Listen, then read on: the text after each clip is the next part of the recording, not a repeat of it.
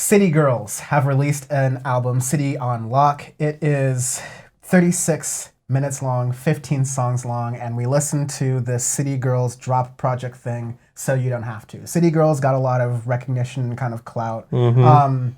Kind of in last year, kind of being like the precursor to the Hot Girl Summer phase kind of thing. Because except not being as good as Meg Thee Stallion. Absolutely not a chance. But like similar kind of vibe, whereas Meg Thee Stallion's music is a lot of promoting women's feeling confident and women feeling sexy, especially. City Girls kind of take that to an extreme. But like it doesn't really kind of go. It really, that's all it does. It's like a one-trick pony. That's kind of all. That's all the song. All the songs are that. I think they said the word pussy 1,476 times throughout this album. Like a metric trillion times. Oh my god! I was just like, I'm kind of uncomfortable now by the amount of times they have said it. But okay. Yeah, every song is the same thematically. Like they're the hottest that can possibly be. If you're broke, you can't get this. Yeah, you have to be extremely rich to date them. Men you need to have Chanel, you need to have Gucci, all this stuff to get them to date them. The one thing I'll say the production is really good, which is hilarious. Really, I thought the production was like flaming trash. Like, I'd say it's the beginning of the album, like the first maybe 3-4 songs or so. I was like, the production isn't terrible. I was about to say, but the last like 3 songs, I was like, oh my god, this is hot garbage. Yeah. So the Rodeo might be one of the worst songs I've heard in a long time. And granted, they are signed to Quality Control. So. I was gonna say Rodeo is one of the highlights, but like it's bad. Here's we need to take a step back because we talked about the production. Yes. City Girls are Miami based, and Miami doesn't always get a lot of like recognition other than like Pitbull, but like a lot of recognition in the music world, the music scene for having this really interesting mix of like Cuban and Latin music. It's very different for the trap because this album is super bass heavy and not trap snare heavy at all. Like there was barely any, and I could appreciate it for that. After a while, it got monotonous as always because trap producers like to do the same thing 47 times. But the song with Doja Cat, Pussy Talk, holy shit! I'm for so many reasons, I'm just not going to touch that. But it's so bad.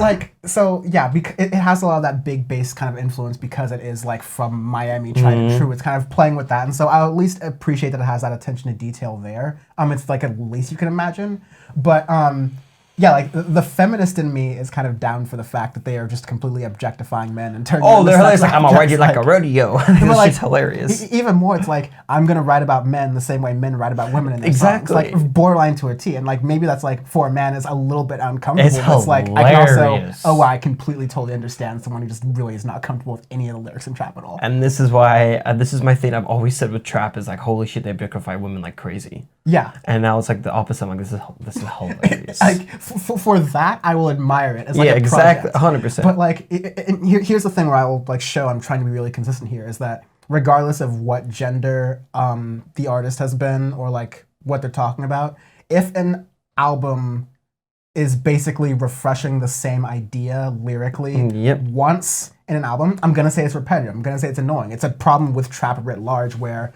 a lot of the songs are topically the same when they're done by men. It's just like City Girls is definitely this album is just almost the same theme. It's the same thing every single song. Yeah, it's. Oh, I got a burp. Yeah.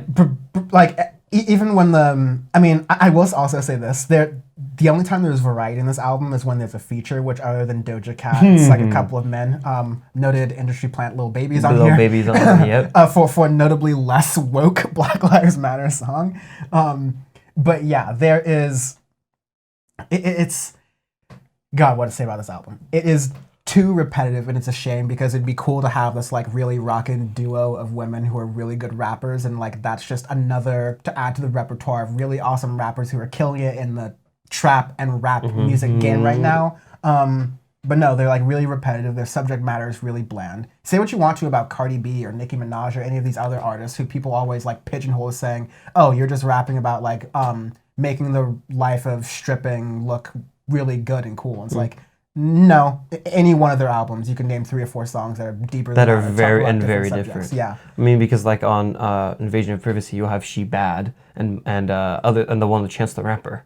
And you, like, there's so many other songs on that album that vary up to where I still listen to the album to this day. I really like it. Yeah. But then you have this one where they actually have.